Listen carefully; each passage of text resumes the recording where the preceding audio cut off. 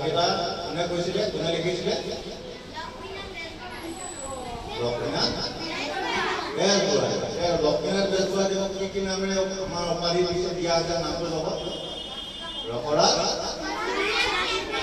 আৰু সাহিত্যৰথী হয় লক্ষ্মীনাথ বেজবৰুৱা মই তোমালোকক কিনো কম এনেই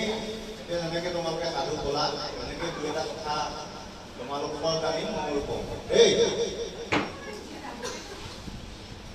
ৰূপ কোঁৱৰ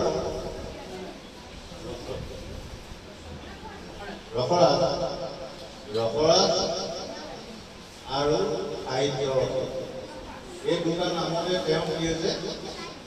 গোটেই জীৱনটো সোমাই আছে সেইকেইটা উপাধি হয় নাই